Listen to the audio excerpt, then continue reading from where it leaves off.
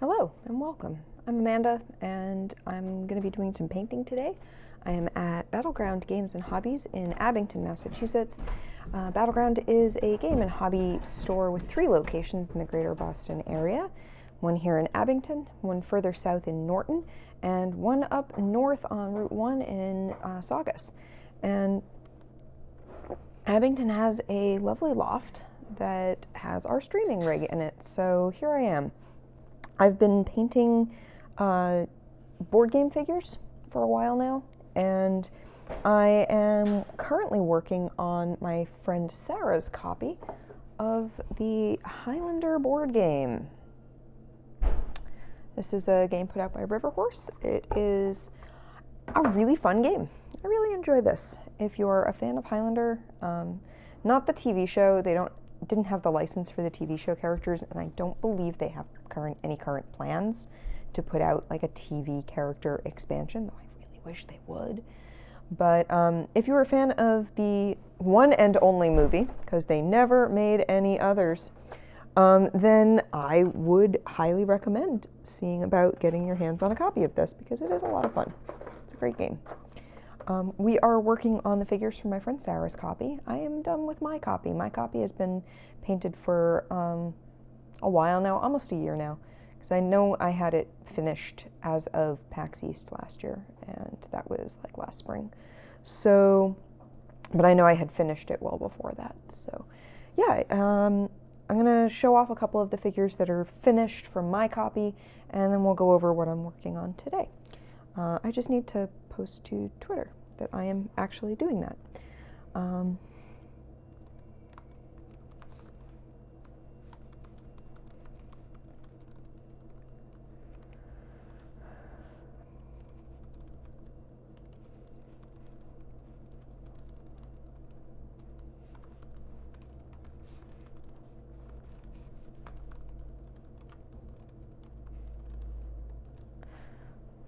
There we go. Cool. So the Highlander board game, the way it works, and also I apologize, I'm going to be like moving behind this lamp every once in a while. The lighting in here, it's just like fluorescent tubes, and it's not awesome. So we have a lamp that gives pretty good light. I find it, I don't know if the trade-off will be any better. I find that my eyes get a little strained just using the overhead light, but on the other hand, having a lamp here means that my head's going to be behind it sometimes while I'm grabbing paints from this side because my computer is on this side. I'm not going to need to be looking at my computer as much, though I do have the stream up so that I can see chat. But I don't need as much reference photos as many reference as I did when I did my copies, because my copies are done and I can use those as reference. But paints are over here, so I am going to need to be grabbing those, and my head might disappear behind the lamp every once in a while.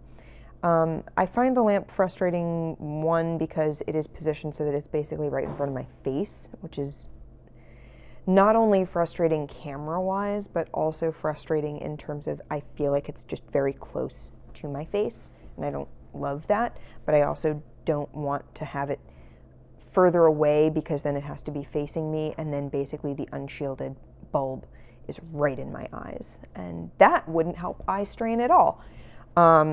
It's also currently positioned in such a way, if I pull it too far over and have to lift it up so that it's shining like horizontally, then the light is in my eyes, and it's also only lighting half the figures. It's only lighting this side of them. If I go directly above, the camera is also directly above them. So then I get a shadow, which means it's sort of weirdly angled. I don't know if the trade-off will be worth it, but we're gonna try it. It's also like a like really bright fluorescent bulb. Is it like a halogen bulb? I don't know. It's a very bluish light, whereas the fluorescent bulbs we have up here have a warmer tone to them. We'll see. We'll see how it feels. I may end up turning it off and moving it out of the way because it may be just too annoying. Anyway, let's get to Highlander. So last week, I mostly finished up Connor. Here, this is Connor MacLeod of the clan MacLeod. When I did the first version of him, I did the version that came in my game. I think I did a decent job making them look fairly close to each other. I need to do a little bit more highlighting here, but he's pretty much done. I need to do the little MacLeod on the hilt of the sword. The tartan is a little more subtle on this version than this version. The blue is maybe a little more noticeable. I think I like how the tartan was done a little better on this version, but it's such a pain to do with such a tiny little brush. I'm not going back to redo it. Sorry, Sarah. My version is done. This version I'm pretty pleased with. My version, you can tell the sculpt is a little weird. It looks like when it came out of the mold, the sword came away from where it was supposed to be. It should have been to the other side of his foot and like more attached to the cloak, and it came out, whereas it's very much attached there. So, oh well. I'm pretty pleased with how he's looking. The faces are very small. I don't think he's got a very heavy brow, and that's like Christopher Lambert has a prominent brow, and that makes the eyes difficult to like get in there and do real fine detail work. I have a really tiny brush. My brush is not quite that tiny, so we're gonna not worry too much about that. So yeah, that's my version. It's going back in the box. We'll do a couple of little detail bits on him. Next, we've got Ramirez. So this is my copy of Ramirez, and this is Sarah's. So I need to do a wash on it. I need to work on like his skin tone. I need to get the gold hilt of the tsuba on his katana. His cloak, I'm feeling good about. So I need to do a little bit of color work on it because these are peacock feathers. So he has, I did a lot of reference research when I was originally doing this. And when I did the reference research on Ramirez, what I discovered is that you think, oh, it's a peacock feather cloak, and when you think peacock feathers, you think the feathers with the eye. You know, you think with the circle and the sort of feathery bits that come off the top. That's not actually, the whole cloak is not made out of those. It's not an entire cloak of the big peacock plumes that we think of. It's actually got a lot of peacock feathers. And when you look at them, they're more what you see on like the body and neck of a peacock, which are a sort of iridescent black teal. It's like a very green teal.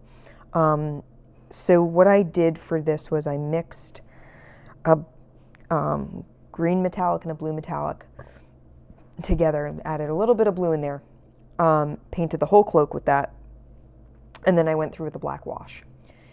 And now you can see the feathers at the neck here, the feathers along the sides of the cloak, and the feathers in his hat are the plumes. And on mine, you can see I've added some color work to it, And if you look closely at a peacock feather, most people are thinking, oh, it's like green and blue and black. There's actually brown in there. There's some tan in there that sets it off very nicely. So we are going to work on that. We're going to do some color work on that. So he's got some details that I want to play with.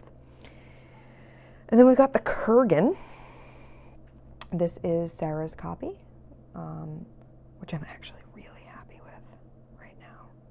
I'm super happy with how this came out. He's got all his base coating done now, so now it's time for details.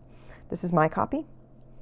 So when I did this copy, my copy of the Kurgan, I was using antique gold as the metallic. I'm using, for the most part, I'm using these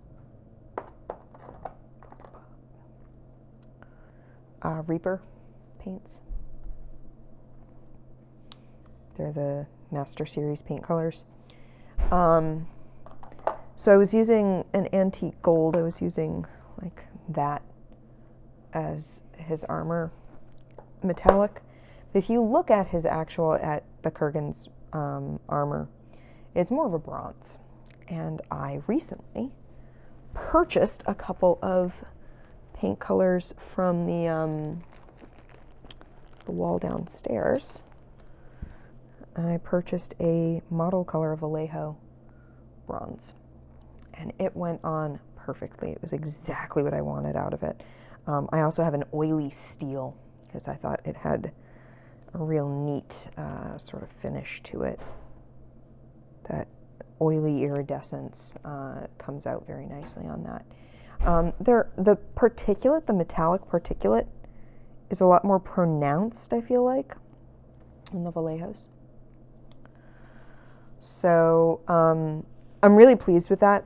The base coats are done on that, and while I love the copy of the Kurgan that I have for my set, I'm really pleased that I had the bronze to do it on Sarah's set. So we're gonna do that. We're gonna finish up detail work. His cloak is largely done. I'm pretty pleased with the like layering and stuff I did on that. But now we've got to go in, do some detail work, do some highlighting, do some dry brushing, really get things looking super spiffy on him. So yeah, we got to work on him. So we're going to keep him out. We're going to keep Ramirez out, actually. MacLeod I don't really need out. And then once we've done some detail work on them, and actually this may be where I start because I want to get her base colors done. This is one of the original characters created for the board game. River Horse created 2 original characters for the game because, let's face it, it's a bit of a sausage fest. So they created 2 female characters. I'm really, really thrilled with them. I love these characters. They're really interesting. They're not one-dimensional, which I really appreciate. They've got a lot going on. So we have Namanaga Minamoto, and she is she was a Japanese noblewoman, and she when she died, the man who found her was like, yeah, so I want to teach you how to fight, which she already wanted to do, and then we're going to roam the countryside and help people out. So she did, and they became known as the Red Ronin and the Gray Ghost. So they traveled around, did stuff, until he died. And she was like, well, I'm not doing things anymore. And she went into seclusion, only to come out in the modern day as a reborn gray ghost, Amy Gray. And the expansion of the game, the Princes of the Universe expansion, has her modern day figure. there's Amy Gray, modern day. That's my painted version of her. The expansion has either modern day or ancient equivalents of each of the characters that's in the base game. So because you have ancient Connor MacLeod, you get modern Russell Nash. And because you have, in the base game, you have modern day Iman Facile, who's the guy who loses his head in the parking garage at the beginning of the movie. You get his ancient form, who was a crusader who abandoned the Crusades. See, he's covered up his shield. And he's wearing more like Saracen garb. He's changed his clothing. He's using like a helmet that the Crusaders didn't wear. He's wearing these big full trousers. I thought that was really interesting. He's obviously, you know, he's got his armor and he's got his tabard, but he's added sort of a scarf around his waist. He's changed out his pants. He's wearing a head sort of covering and scarf. He's wearing a different helmet, and he has definitely covered up his shield. That is sculpted in there. So that's interesting. That's a very interesting character turn. The other character that you get in the base game that was an original character is Talia. And this is a modern day version of her. She's Mesoamerican, originally Aztec, I believe. And she's a gun runner in her modern day life, having become very disillusioned with anything. Basically, she's like, governments are messed up, so fine, I'll help the people. I'll get them what they need to survive. In her ancient equivalent, in the expansion, we have her original life as Ixtlali. She was supposed to be a sacrifice to ask the gods for help against the conquistadors and all of the horrors that they were bringing upon their people. Unfortunately, because she was pre-immortal, when she was sacrificed, she came back. And her people took that as a sign that the gods had rejected the sacrifice, and she had to run. That doesn't mean that she didn't still kill a lot of conquistadors, so good for her. She carries a MacLeod, which is the best description that I've come up with for it is, imagine a cricket bat and then stick shards of obsidian along the edges, and you have a MacLeod. It's pretty nasty. So yeah, you end up with either the ancient or the modern versions of characters. Ramirez, spoilers for a 40-year-old movie, 35-year-old movie, something like that. Ramirez dies at this point in time. This is the most modern Ramirez gets. But who was Ramirez before he wore peacock feathers? He was from ancient Egypt. And this is his ancient Egypt figure. But you might be saying to yourself, but Amanda, or saying to me, but Amanda, hey, wasn't Ramirez played by Sean Connery? That doesn't look like Sean Connery at all. No, it doesn't. There's a reason for that. Excuse me. The reason for that being that Sean Connery's likeness is a lot more expensive to get licensing for, to use in, oh my goodness, to use in media like board games than it is to get Christopher Lambert's likeness. It's just a lot easier to get the people who play, like Clancy Brown. Yeah, I'm sure he was fine with it. Christopher Lambert, I'm sure he was fine with it. And I'm sure that their prices were within the budget of the game because they did use their likenesses from the game. However, Sean Connery was apparently out of their Kickstarter price range, so they didn't use Sean Connery. And you know what? Much as I love the character of Ramirez, I'm not angry that they didn't use Sean Connery because, let's be fair, Sean Connery's not from Egypt. He's not. It's just, that's the reality of it. He's not Egyptian. And trying to, like, say that his character is from Egypt, it's like, dude, you're white. You're really white. So, I asked a friend of mine, whose game I am painting right now, my friend Sarah, whose family, who has extended family from Egypt. And I actually asked her to, like, okay skin tones for me. I was like, well, since it's not Sean Connery, we can do whatever we want. So she did okay the skin tones that I used for both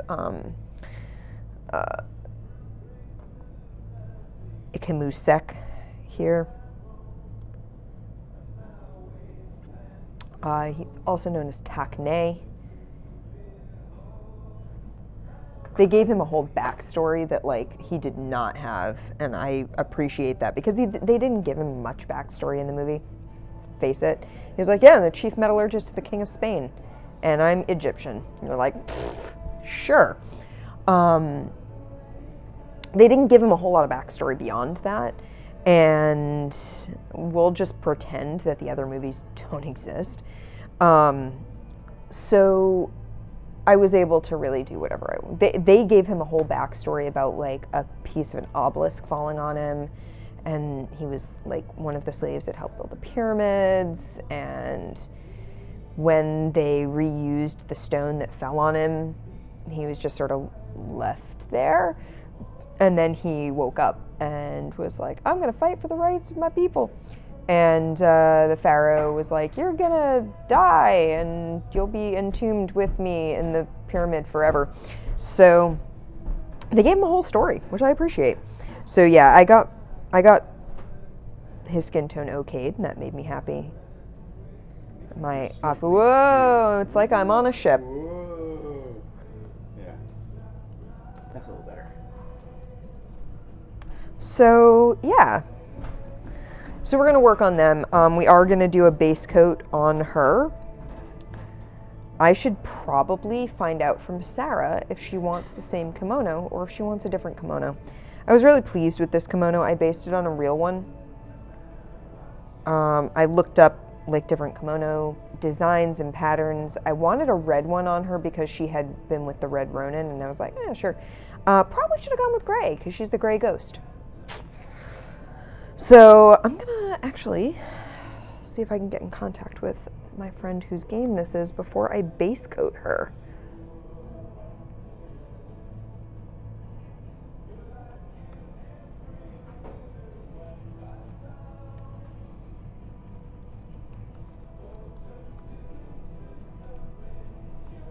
Maybe I should just text her.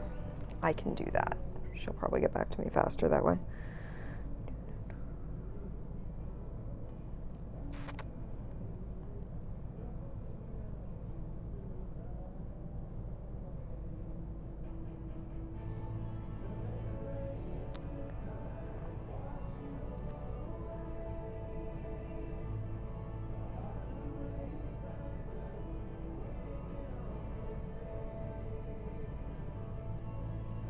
Thrilling content while I text my friend.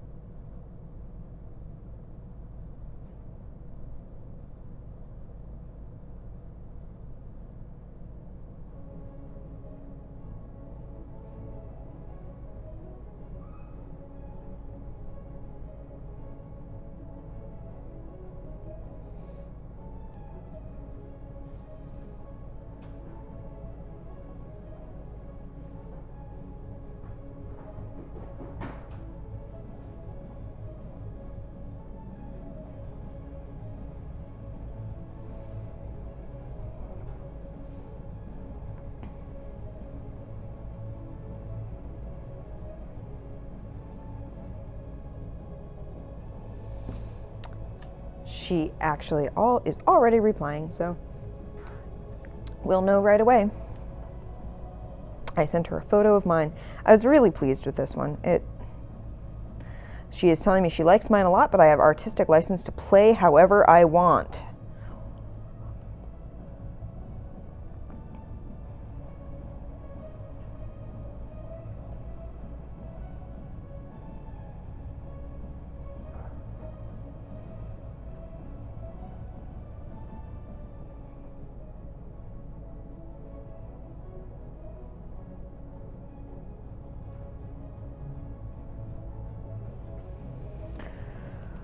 Which means I would need to look up a different kimono. So let's go a lookin'.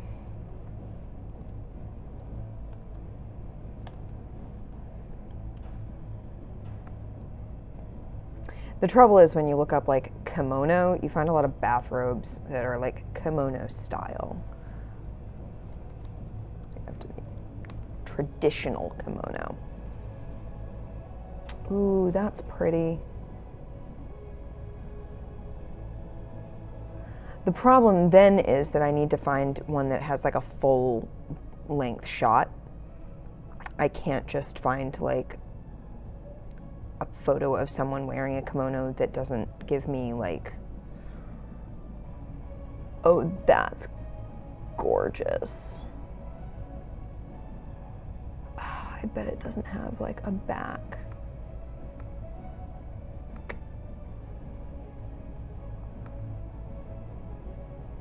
Like, I bet it doesn't showcase the back of that one. So the nice thing about the one that I based this off of was that it was shown with the sleeves, like it was shown hung up with the sleeves like hanging, and it was like from a fashion shoot, and it was a traditional kimono, traditional style kimono, but it had a really nice full shot of it that showed like front and back, and it had like, it showed the gold obi, and it had like, yeah, it was exactly what I wanted in terms of reference photos. Reference photos can be difficult to find sometimes. That's really pretty.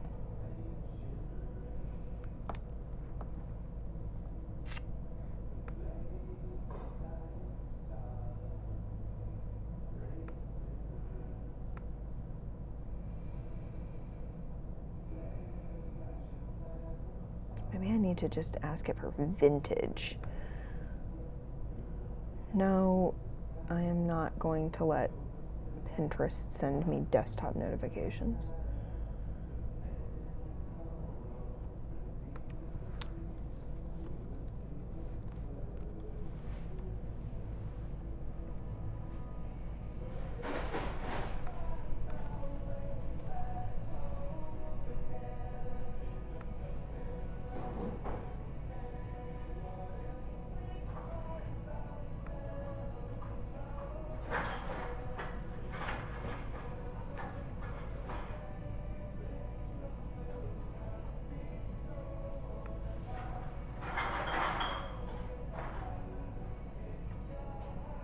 I mean, what if I just do the same thing that I already have and change the color scheme of the flowers? There's nothing that says I couldn't do that.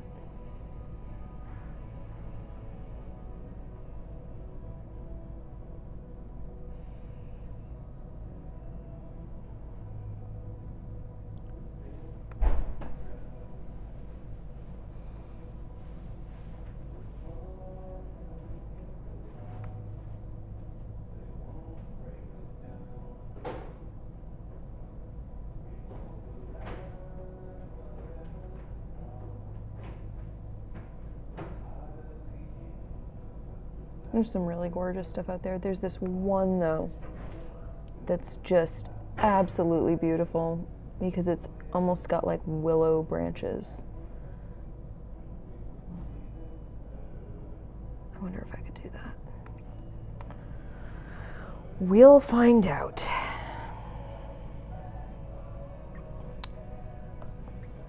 So maybe I'll do that. Maybe I'll do... Oh, this one has more reference photos. It actually shows it. Oh, yeah. Okay, this is what we're doing. This is definitely it. So what we're going to be working with is a charcoal gray base with... God, how does that even work? It's a charcoal gray base that ombres into a pale gray, and the pale gray has willow branches that come up out of it that are like printed onto it, and then come, and it does show the obi on it, and it's a really nice sort of almost soft taupe obi, so we'll do that. But yeah, it's like charcoal gray up near the top and ombres into a lighter gray at the bottom, and it has like a spray of willow branches that cascade down it. We'll see if I can pull that off. Why would I do the same thing that I've already done that I needed to look up tons of reference photos for and took forever to do, when I could do something completely different that's much harder? And the thing is, it's not even that it ombres from top to bottom. It ombres from side to side almost. So the part that crosses over the front and goes all the way down, so this part here is all dark charcoal with the light gray willow branches. And then as you go back, by the time you hit this side, it's the pale gray of the willow branches. And the willow branches basically start where the ombre transitions. We'll see if I can pull that off. So we're gonna have to base her in... How do I want to base that out? I think we'll base it out in the light gray, and then I can ombre into the darker gray and then do the willow branches. We'll see. We'll see how... Yeah, I mean, it says black and white self, but when I'm looking at the actual thing, it's golden with a weeping willow, a bridge, a stream. So yeah, the obi is actually like embroidered to have an image where it folds over. So like this portion of it is actually like embroidered fabric that has a picture to it. It's folded up under too. So yeah, wow. Okay, so that's going to be a task. It's cool. That's fine.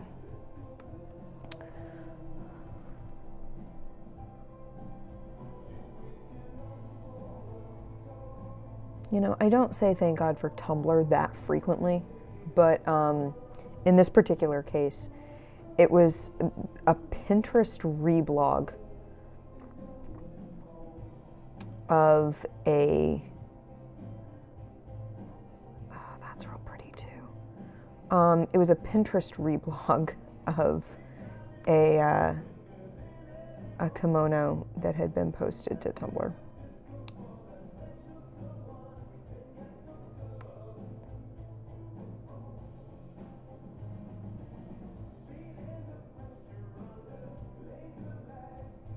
It's really pretty. And it's got like purple accents to it. Yeah, I think that's what I'm going to have to do. It's too perfect. Alrighty. First, let's do some detail work on our gentleman here. There's actually... Where's my tiniest brush? Actually going to take a picture of this to send to Sarah.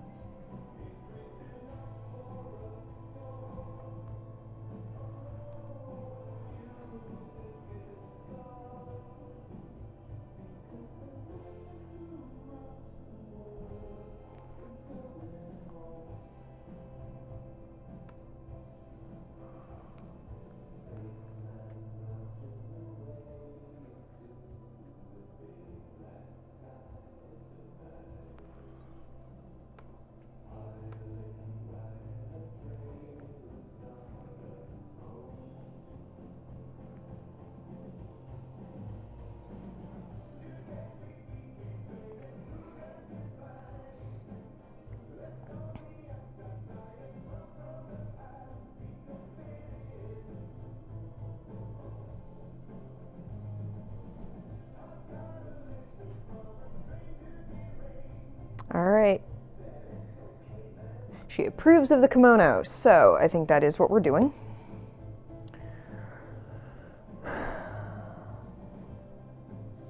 Let's do Connor details first.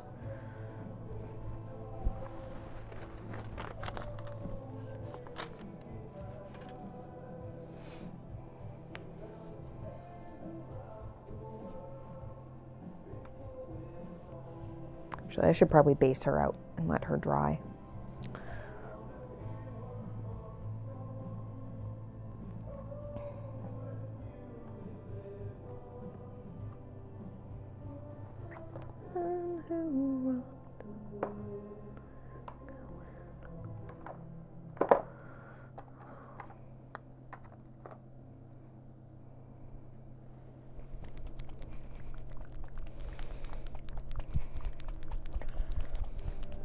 Thrilling paint shaking action. So I'm going to be going until about 2:45 Eastern, and then I need to take off because I have a cat at home who is very needy. Like, to the point where this morning she had been fed. My husband was awake. Was she content with that? Hell no. She wanted me to be awake. I wasn't awake, and therefore she wasn't happy. And like, if I had been awake and he had been asleep, I'm sure it would have been the same story. She would have been like, you guys need to be paying more attention to me, and I don't understand why you're not.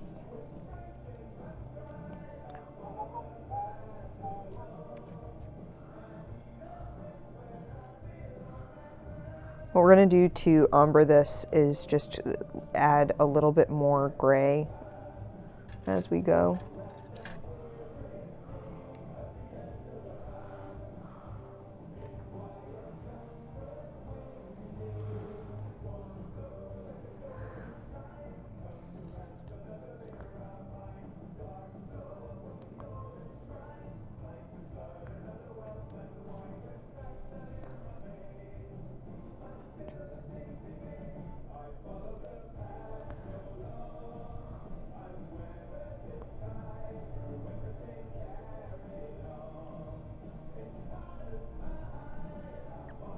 I'm going to be away from the chat for a moment, so if anyone says anything, toss a bid at me or something. Just because I want to look at this to make sure that I'm getting the right placement of the charcoal.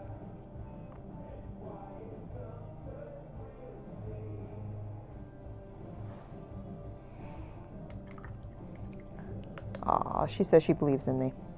It's very sweet of her. Sarah and I have been friends for a very long time, which is kind of scary to think about. Sarah and I go back to, I don't know, 2004, 2005, something like that. I could probably pinpoint it, actually. I have a way of pinpointing it. It's a funny way of pinpointing it, but I do have a way of pinpointing it.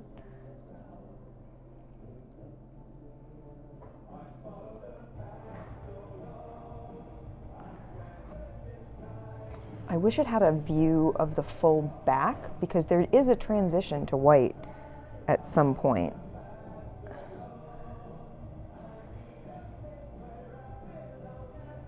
The lower, like, it shows, there's a picture of the upper back that's all black. So like this part here is all dark. And then the upper part and the back of the sleeve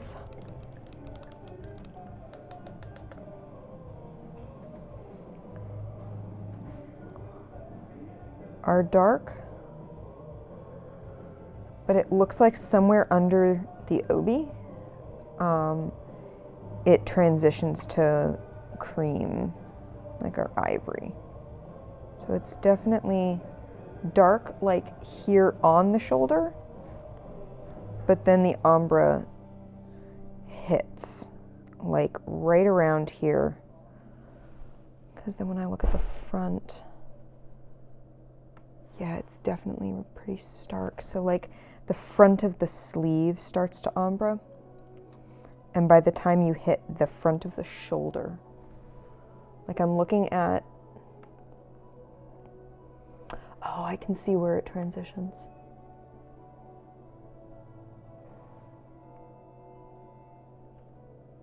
It's like right at the shoulder. It starts to transition, like right here. And the underside of the sleeve. Okay.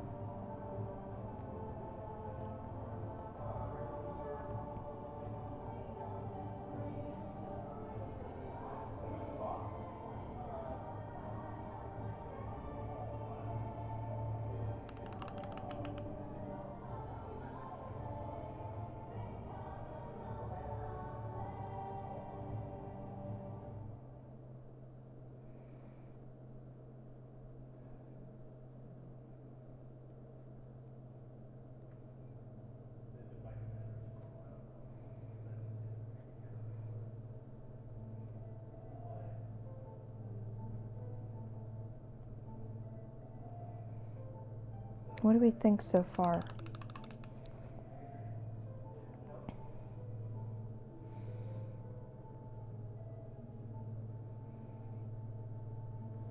It's going to go even lighter.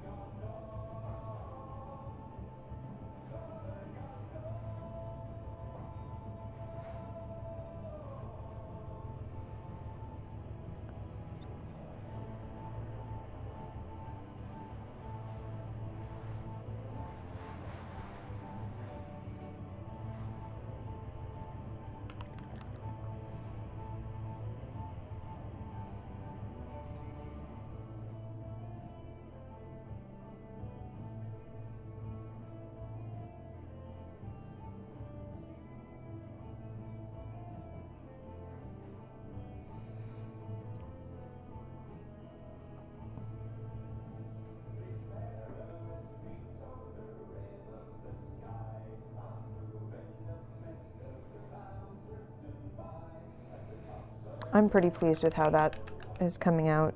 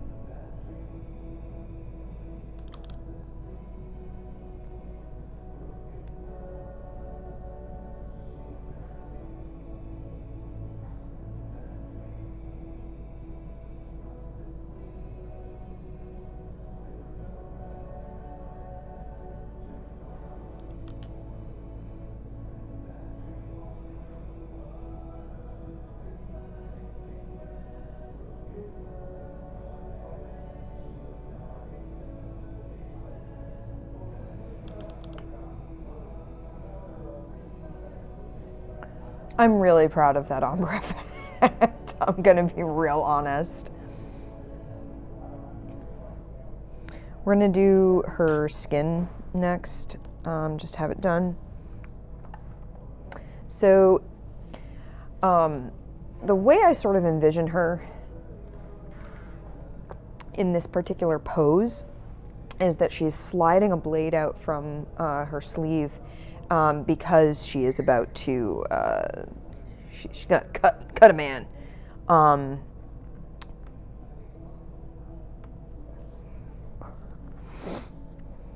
She's gonna make someone pay. I'm really pleased with how that's turned out, though.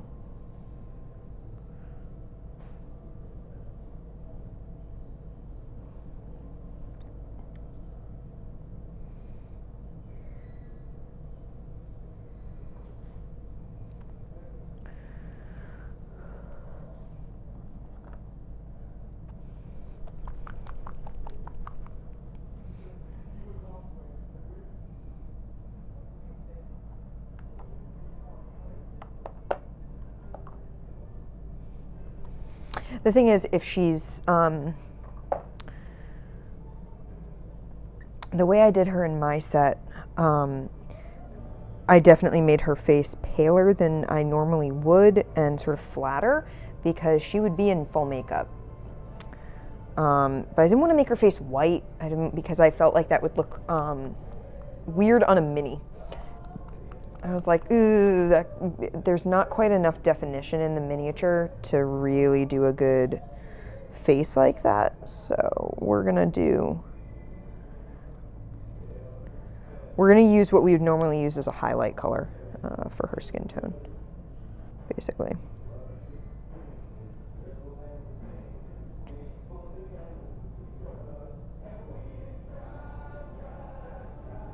Little beauty.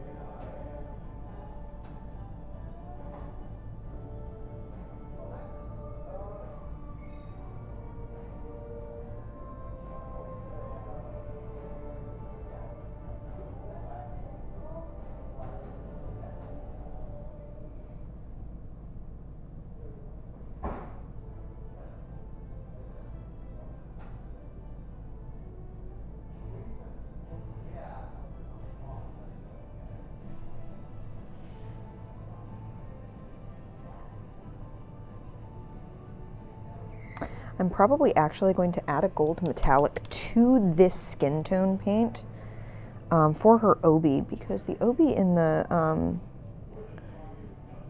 photos that I'm using as reference is a very pale gold.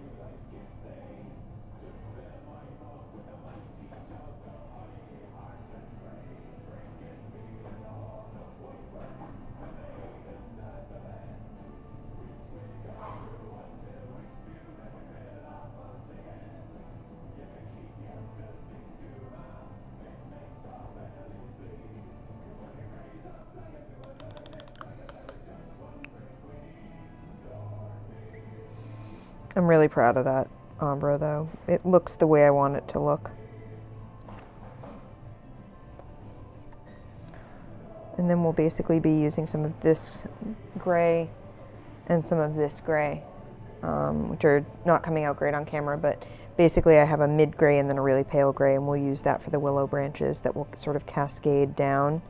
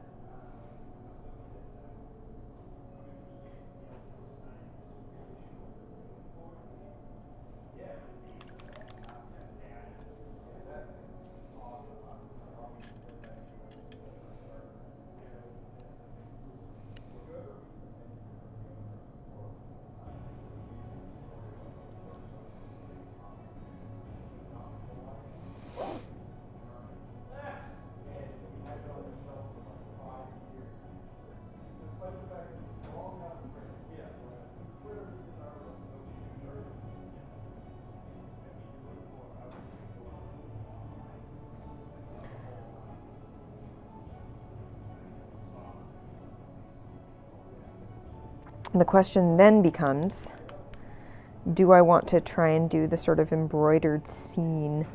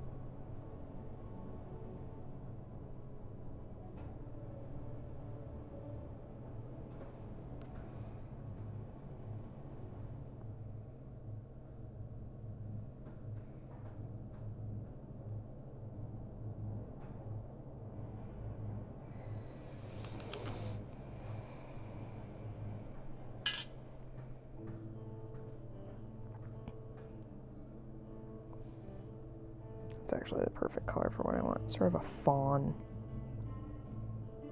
but a little warmer.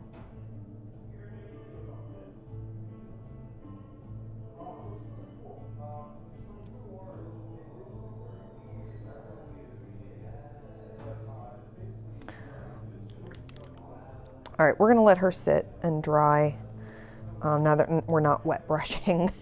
So wet brushing is sort of like you're mixing the colors. It's like dry brushing, but like you're sort of trying to mix the colors and get a color gradient happening, but instead of putting the paint on dry, you're mixing it on the model. So I'm really pleased with how that came out. That's exactly the way I wanted that to work out. This is my bitty brush.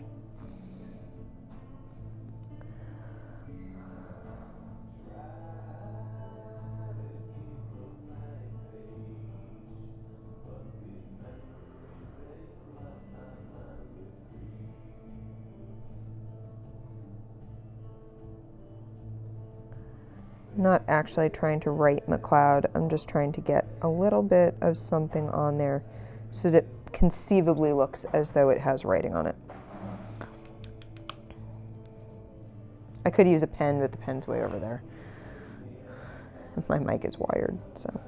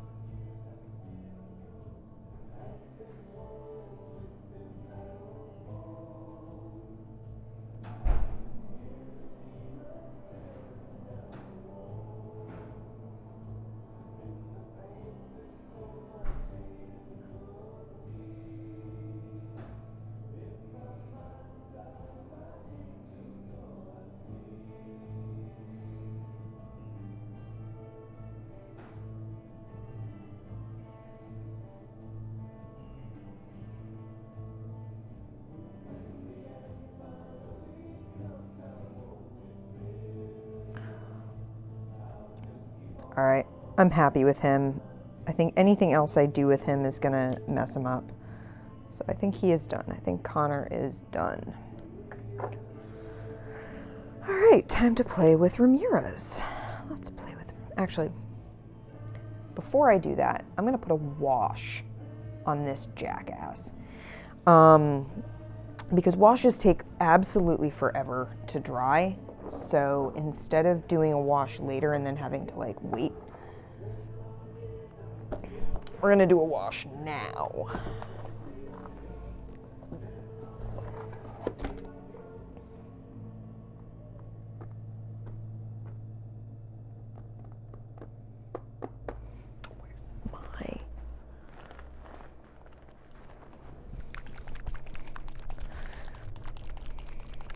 We're gonna do a black wash on him because it really does work on the warmer metallic and he looks dirty that way. Whereas if you use brown, it all just sort of, it's all one color and it just sort of settles in and it doesn't look, there's no contrast to it.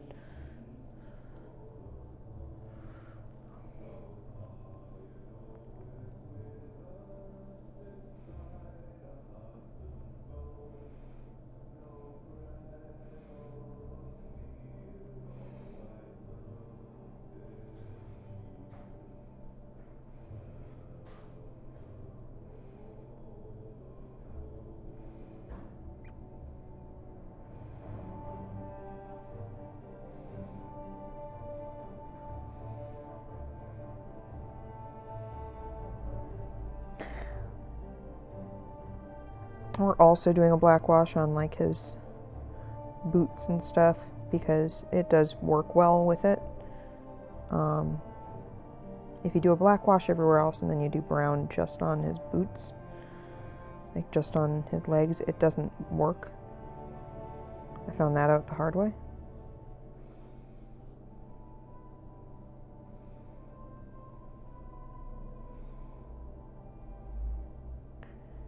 It also makes him look more sinister to have the black wash on him.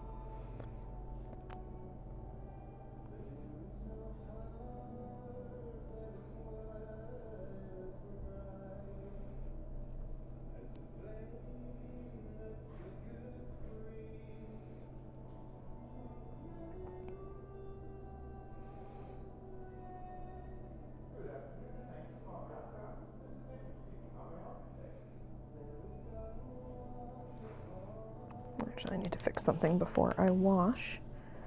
I had done some brown up here and I overpainted it. Oops.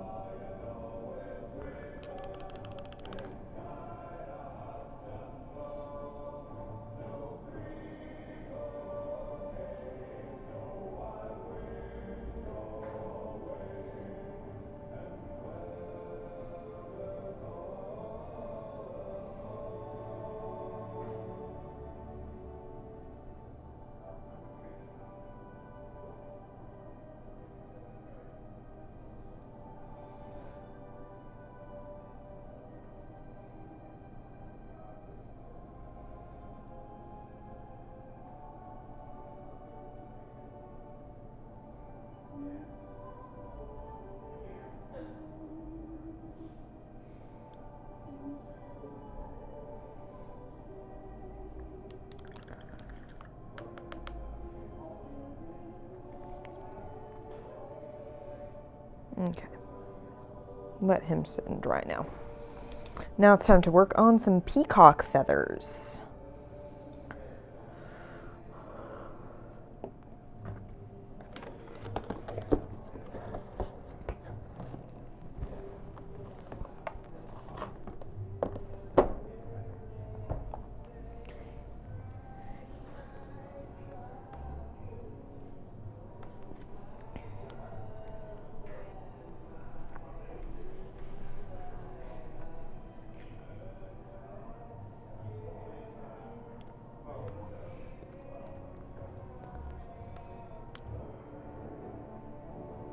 I am going to bring up a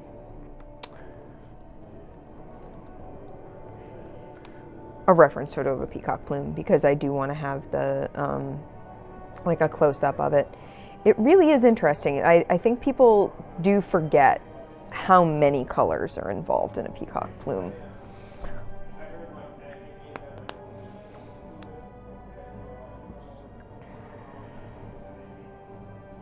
So that's mine.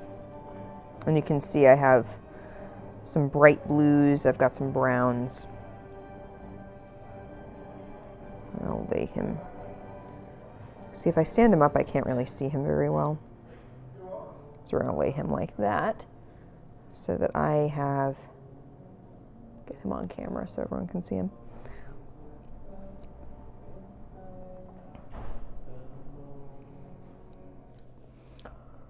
So the very center is like almost black. It's like a black with a really deep blue core. And then there's a teal around that that's almost like a bright blue, almost like there it's varied. And then there's a brown, there's like a tan, almost a coppery tan. And then there's a bright green, and then it goes into the actual green like plumage. So yeah, when people think of like peacock feathers, that's what they're thinking of, is that. But when you actually pay attention to how many different colors there are, it really is impressive. So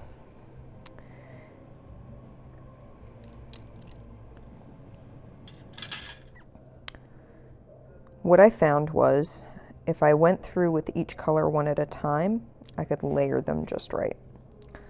And that's what we're gonna do. He needs a wash too. We're gonna do a brown wash on him. You can see how I did it on the plumes on his hat pretty well. Those came out nice and clear. But we're gonna try and do our best with the plumes up around the neck and the sides. Let's start with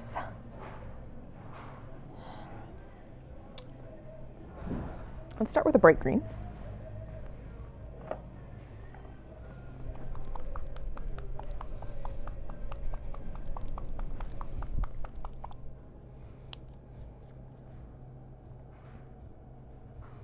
When I said bright green, I meant bright green.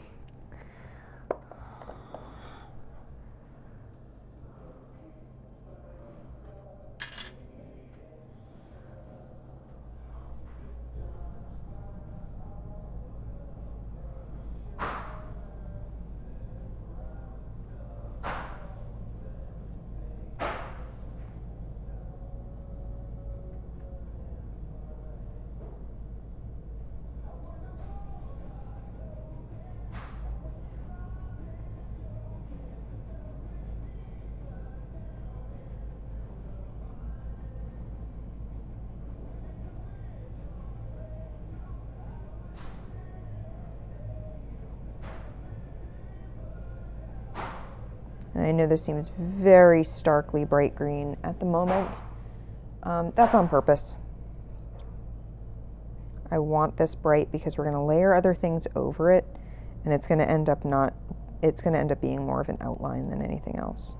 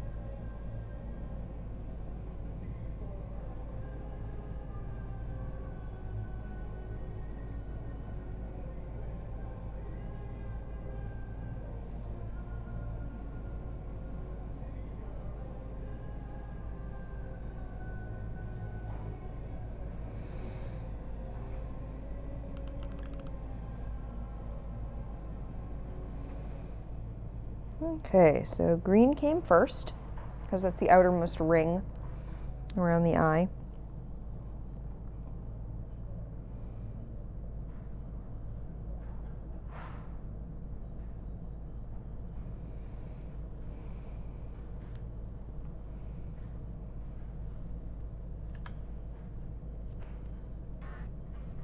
Gotta let that dry a bit. We're gonna do a tan.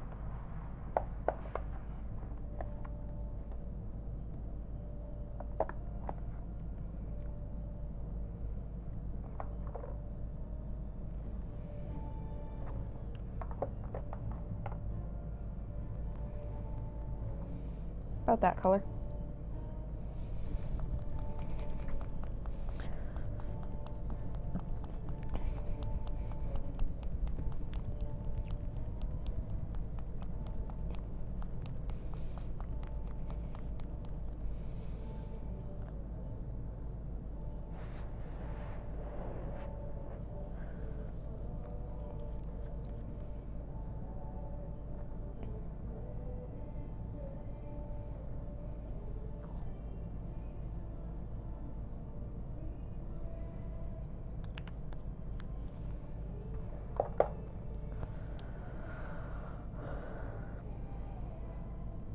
And we're going to obliterate almost all of that green.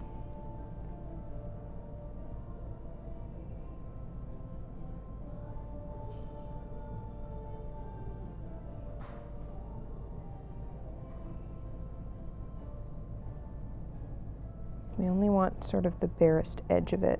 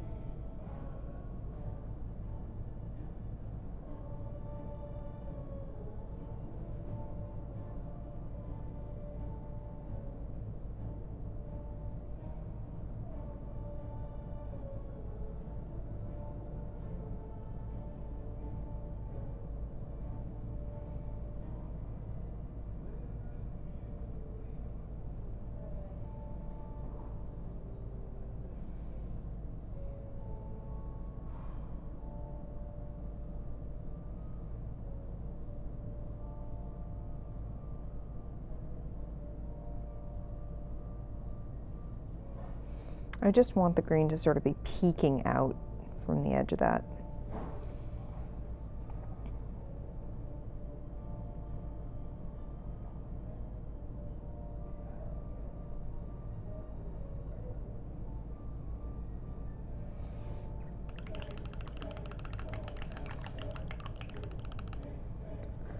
All right, I'm gonna let those sit for a second. Actually.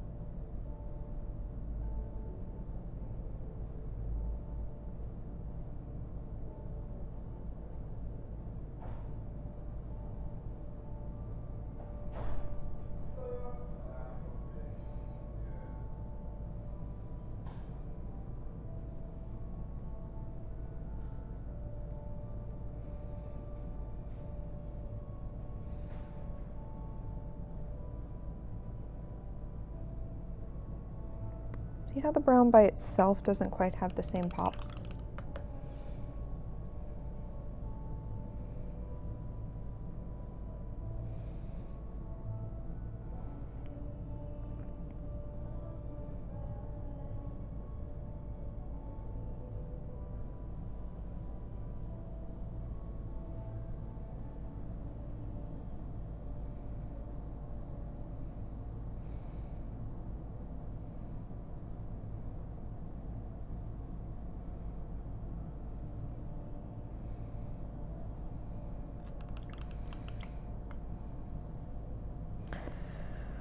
That's it for a bit.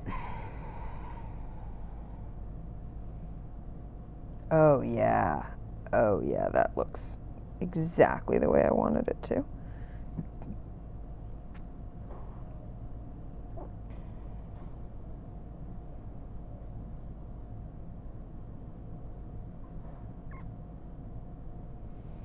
I'm going to play around with his face a little bit and do some detailing on his armor. So this is mine on the right.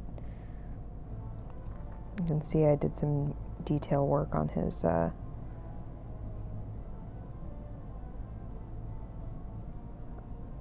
like his elbow guard there.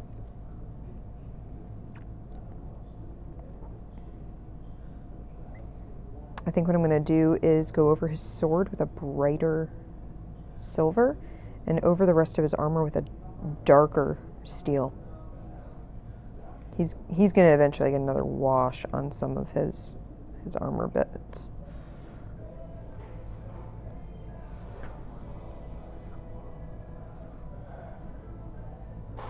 She looks exactly the way I want her to at the moment. I'm real pleased with her. Okay.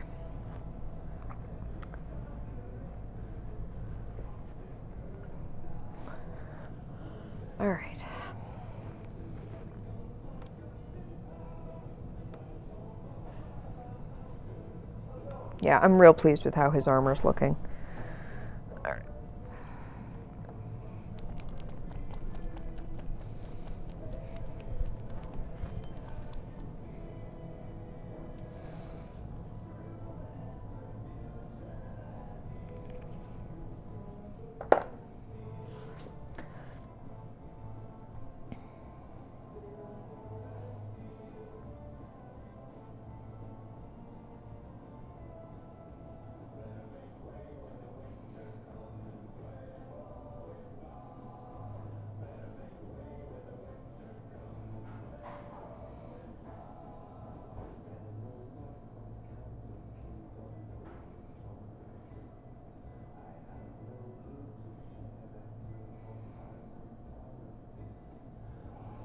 So something I learned when I was looking up the Kurgan originally to work on him was that he wears this like armored gauntlet on his right hand that has just his middle finger exposed, which is so stupid.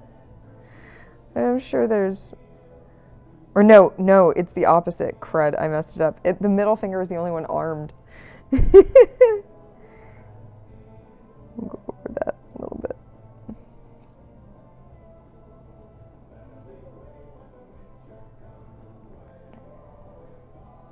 I'll have to go back over that.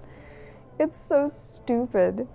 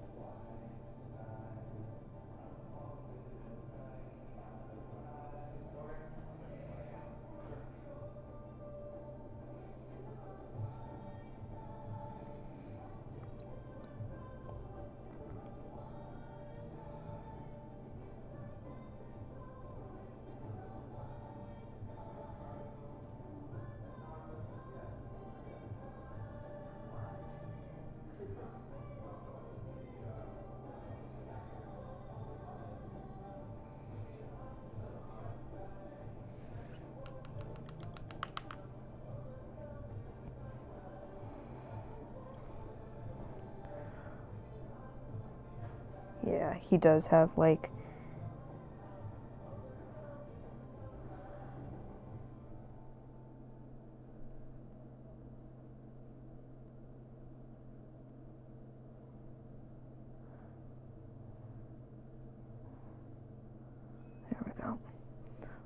he's got like this dark face paint like over his eyes, and it's like it's shadowed.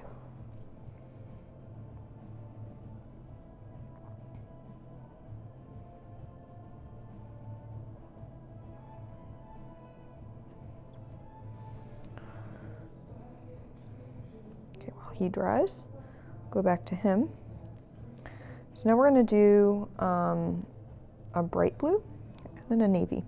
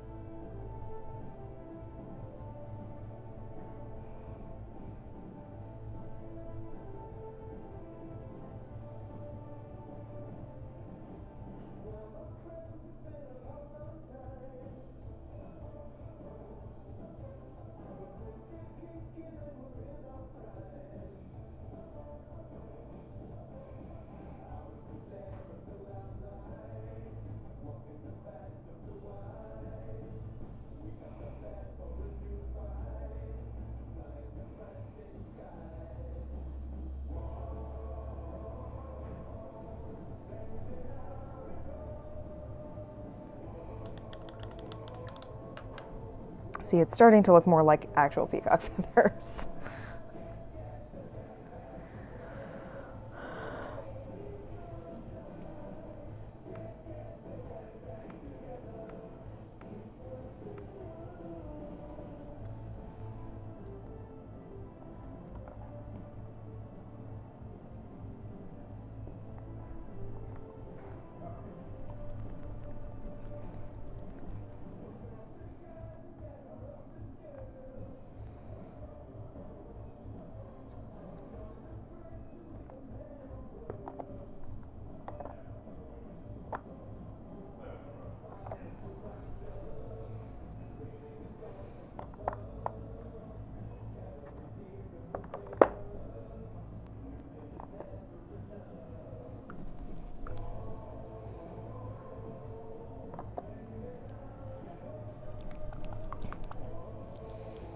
I need to do a little bit of an experiment.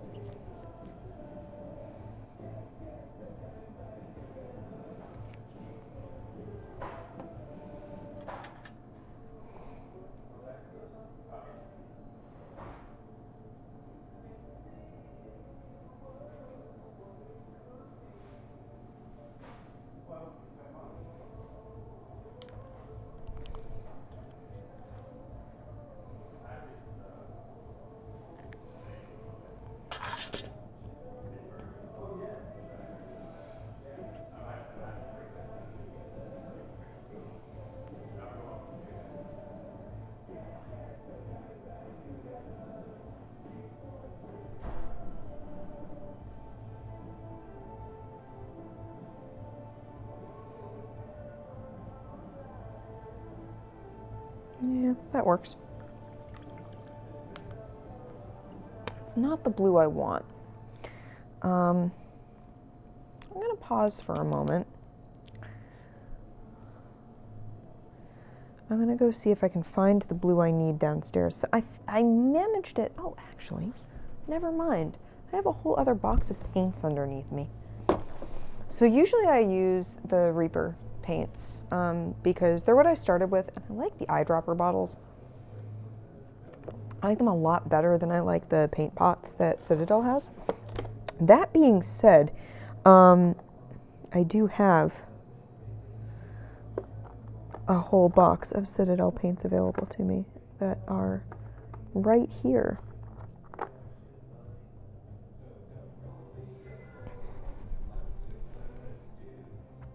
The problem is it's like a blue-black, but it's also still got a luminescence to it. So I can't just be like, well, I'll do black.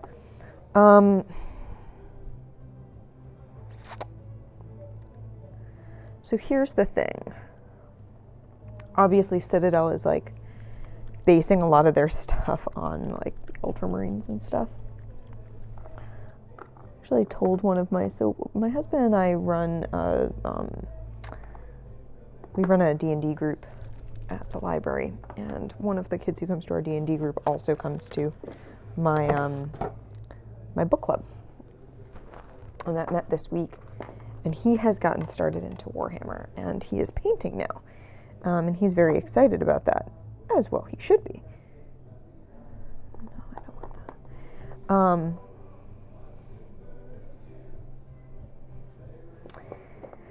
And I mentioned that I also paint. He was like, "You paint things?" Which is always funny. It's always funny when, like, the idea that someone a kid knows in another context has a life outside of the context that the kid knows them in. All right, I think the best I'm gonna do here, I feel like the best I'm gonna be able to do is base it and glaze it.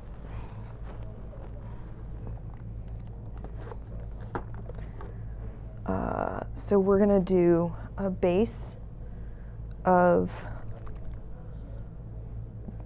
this macraggy blue or macrage. I don't know, because it's a nice.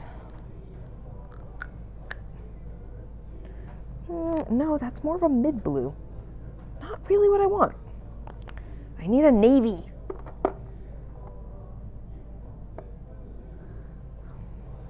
It's not purple though. It's like a blue-black. But it's very, very deep. So this is why I feel like I need to go like look at what paints are down on the wall.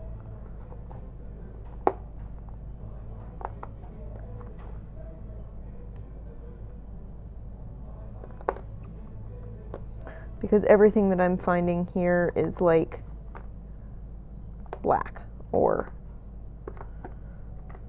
a brighter, lighter blue. Whereas like this is a glaze. This is a Gilliman blue. This is precisely the blue that I need, which is why I'm thinking of glazing over.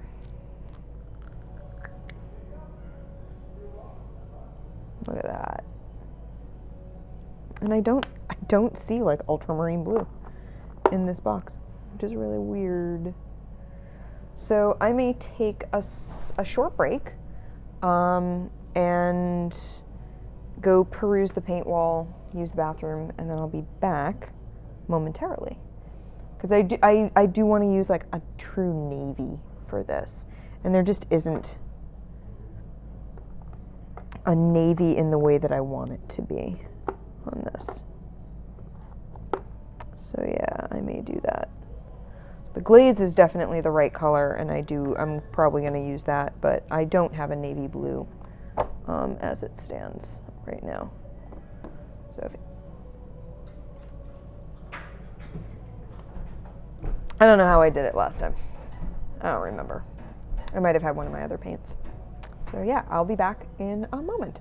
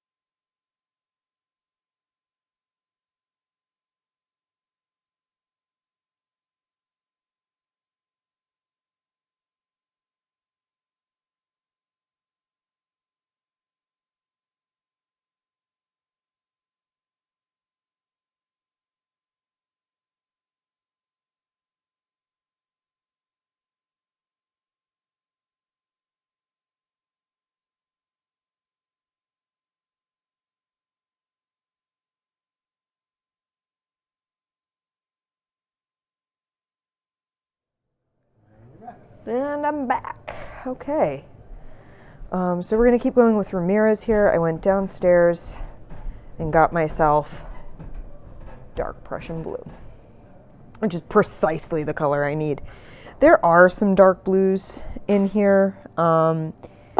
They just don't do what I want. Prussian blue has a brightness to it even when it's dark that I really like, and that's what I want out of this.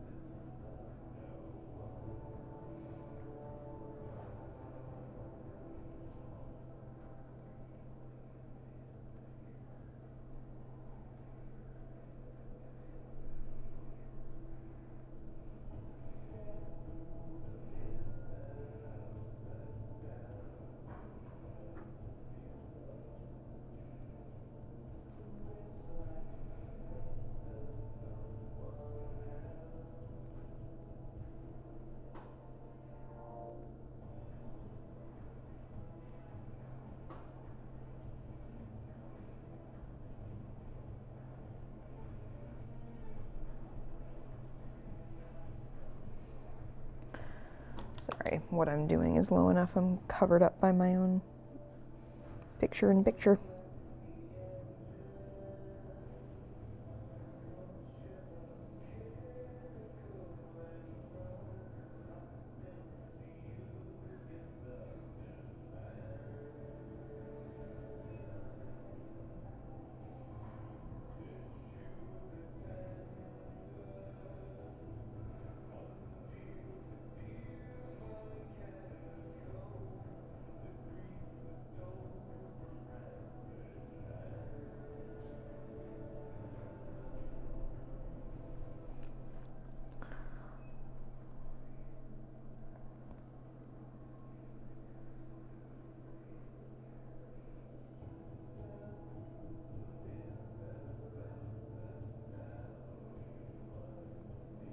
There we go. I'm much happier with him now.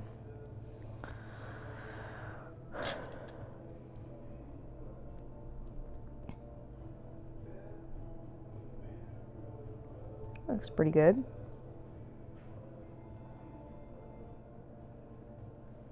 Let's get some gold out.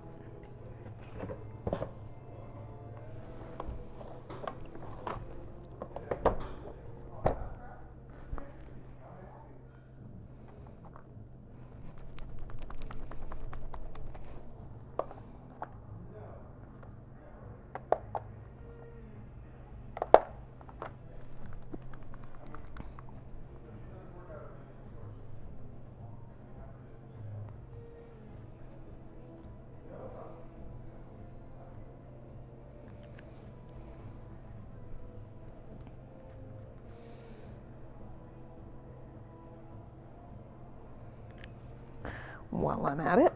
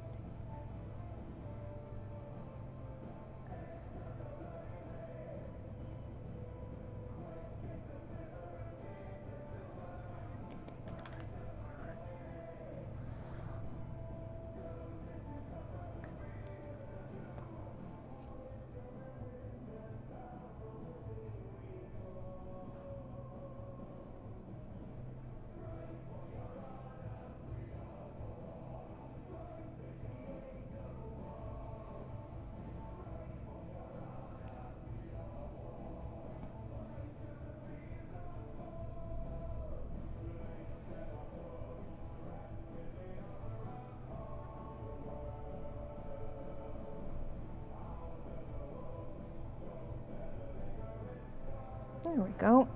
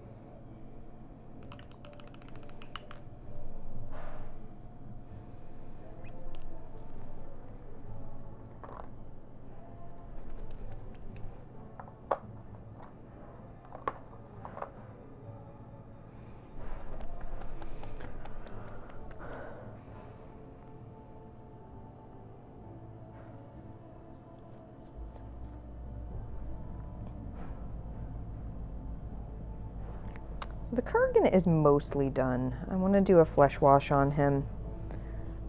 But other than that, he's pretty much the way he's gonna be.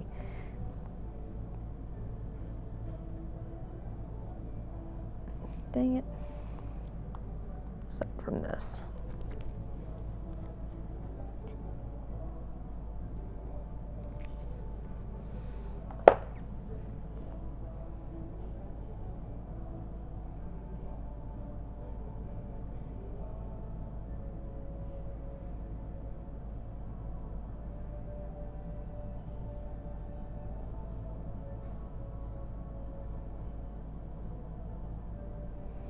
I'm gonna do like a bright silver on his sword in a moment. And then I'm gonna do a couple of little touch-ups. But otherwise he's pretty much the way I want him to be.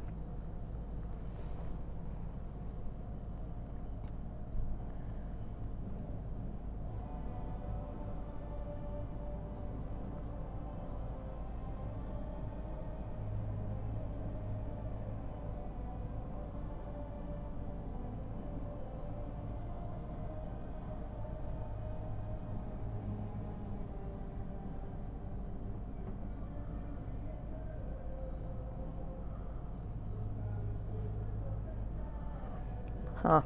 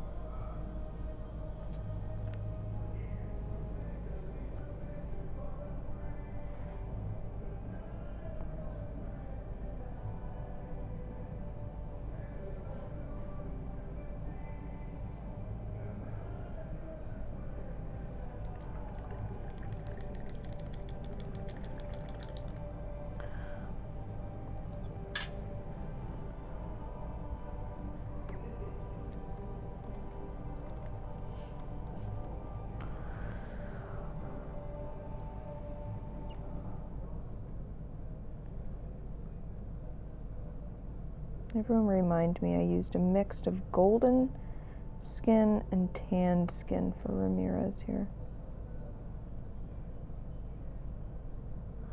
His hair has a whole weird situation going on here.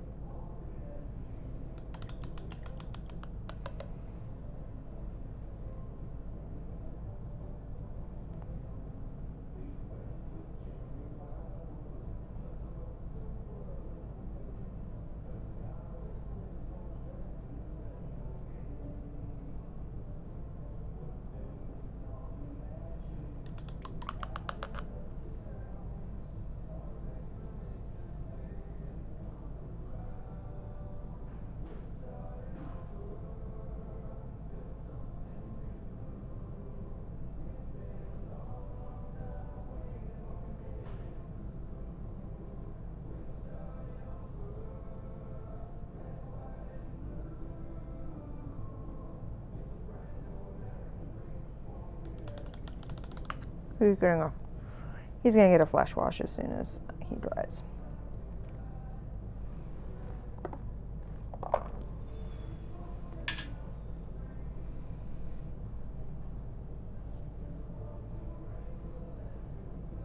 It occurs to me, I haven't painted his boots at all.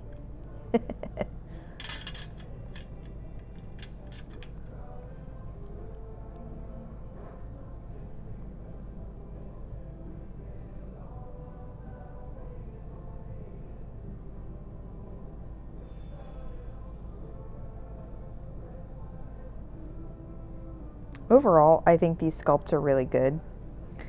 The only real complaint I have is about the shoes in some places. His boots are fine.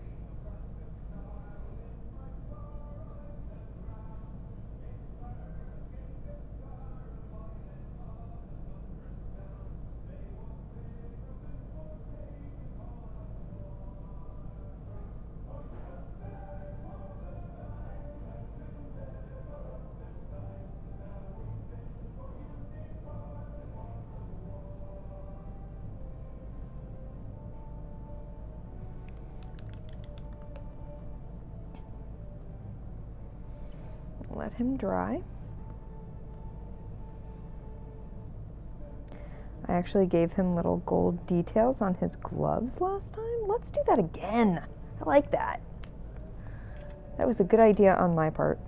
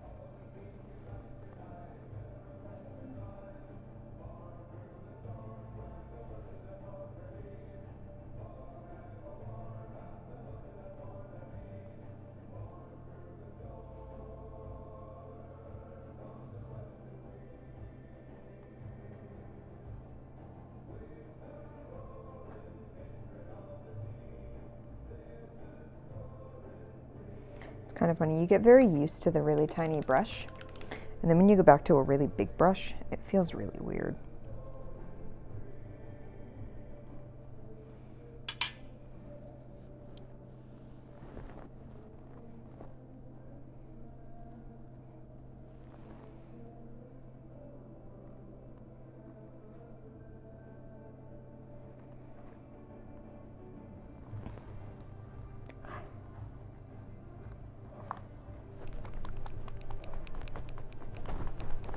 I'm going to go probably another half hour and then call it a day.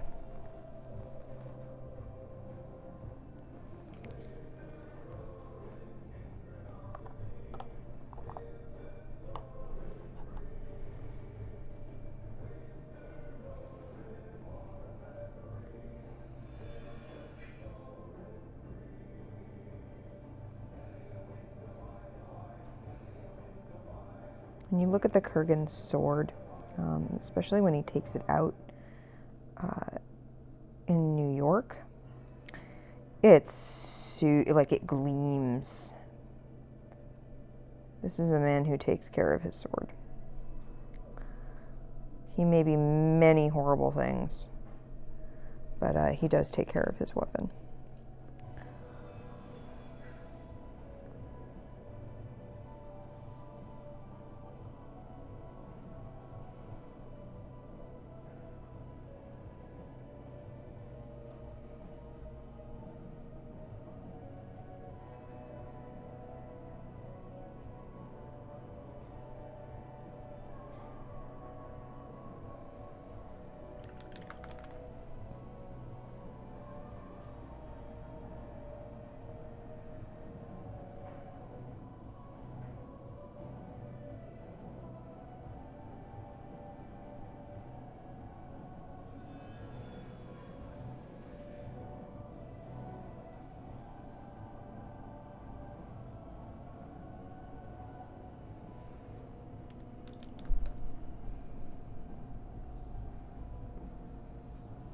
I'm actually really happy with how he's looking.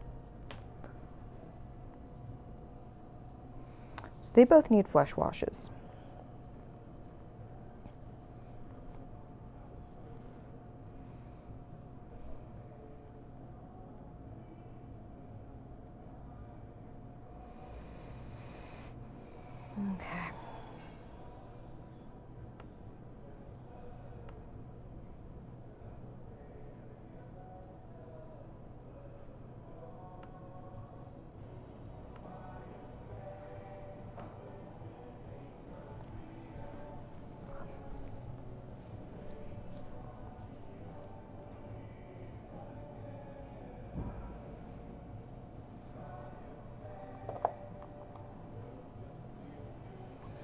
I think it's also fitting that we're going to end up using ghost white. Because we used misty gray as the lightest gray. Maybe I should still use that. We'll use this for some highlighting. Ghost white is actually like a super pale blue.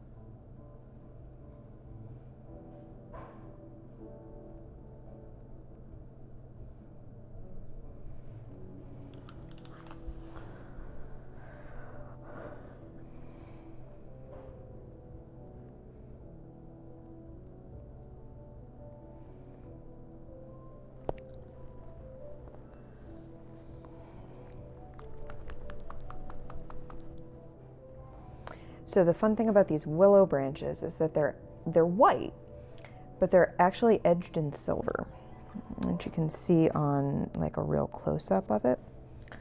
So we're gonna do the base of it in like a misty gray, and then I'm gonna go through and go around a lot of that with silver.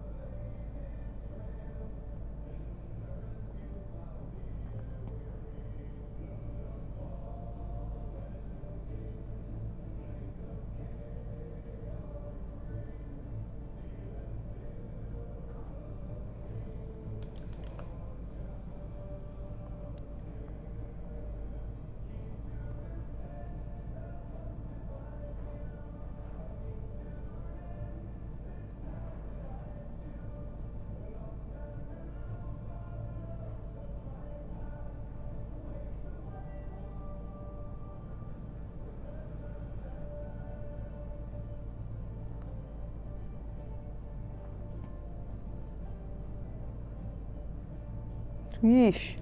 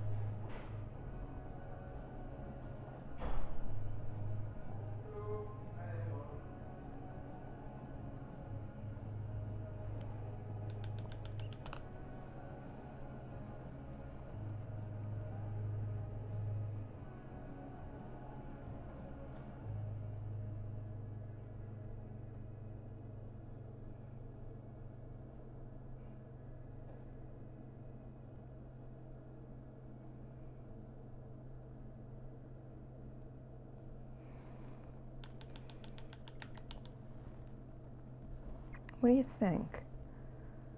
I'm pretty happy with that. I don't want to do too much because the willow is only supposed to be on like one side and then the gradient happens.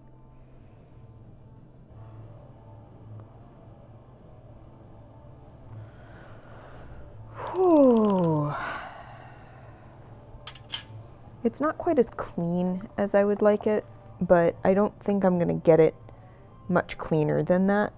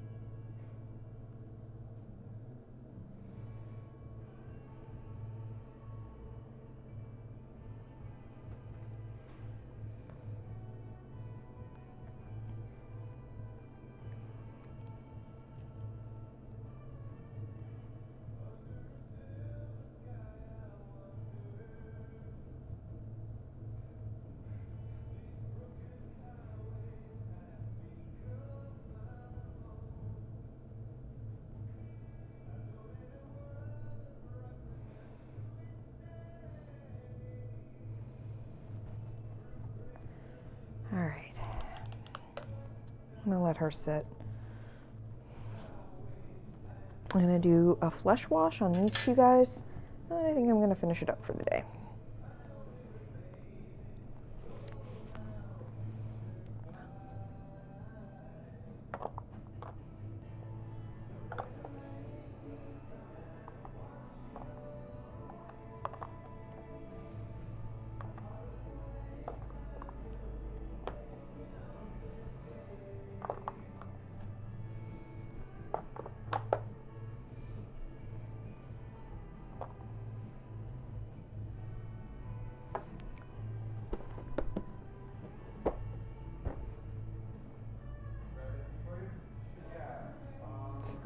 I put something back in the wrong place because there's a hole here. I thought it was this.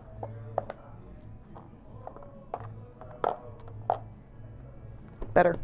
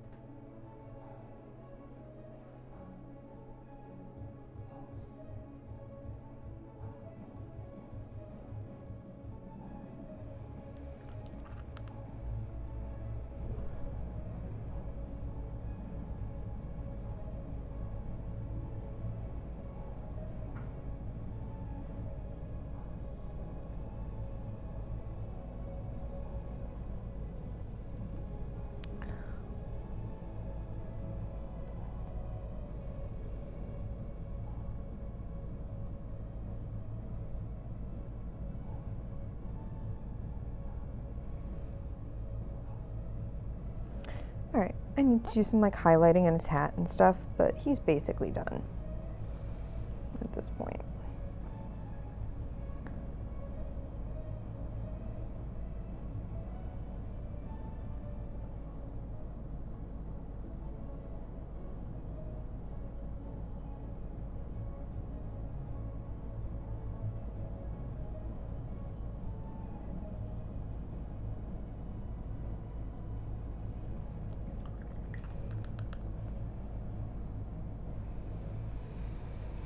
Okay.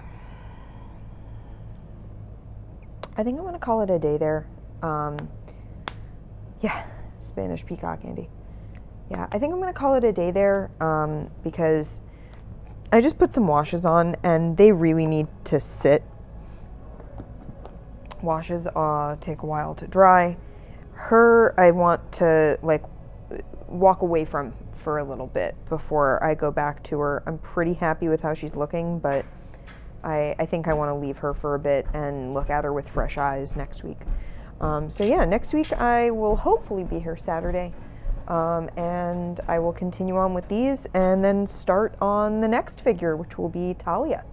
And we'll be back. So yeah, and we'll be back this evening at 7:30 Eastern to play Last Friday, because it is Friday the 13th, and we feel like that's a fitting game to play a slasher movie summer camp sort of game. So yeah, we'll be back this evening and with a board game, and I will be back next week with more painting.